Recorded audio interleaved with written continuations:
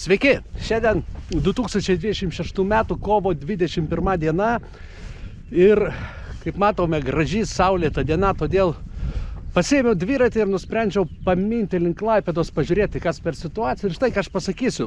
Keliai sausi, vaizdai gražus, viskas tvarkoja, bet dar truputį šaltoka.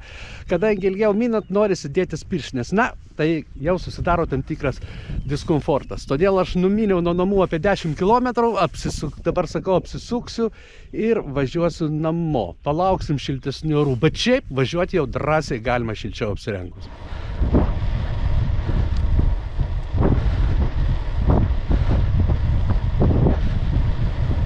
Kaip matome, bundanti gamta atrodo nuostabiai. Štai kokie mili gyvūnai laksto.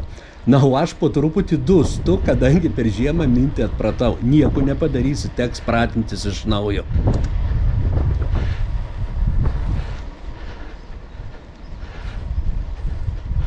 Kaip minėjau, kelias išties normalus. Gal vietomis saulės mažiau pašildomose vietose truputį drėgniau, tačiau sniego ir ledo nebėra, todėl minti galima drąsiai. Sutinku savo bendraminčius dviratininkus. Beje, jei kas nori pasportuoti ir paminti rimčiau, dabar pats laikas, kadangi judėjimas labai mažas. Atšilus orams tokios judėjimo laisvės čia tikrai nebus.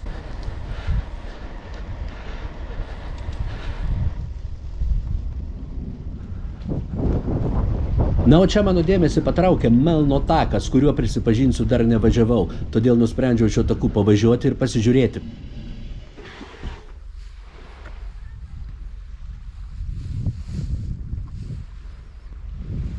Na ir ką, privažiavau žvalgos aikštelę, nuo kurios grožiuosi štai tokių vaizdų.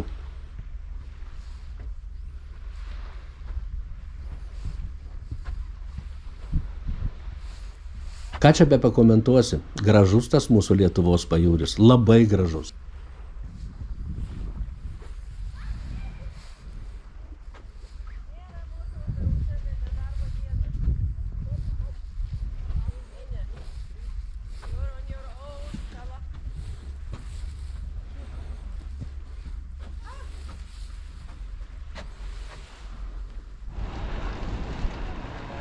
Taigi, kaip ir sakiau, minu namų link ir lauksiu šiltesnio oro. Arba neištversiu, šilčiau apsirengsiu ir rytoj išminsiu vėl. Na, o jums dėkoju už dėmesį, kviečiu visus velomanus prisijungti ir sakau iki sekančio susitikimo. Ate!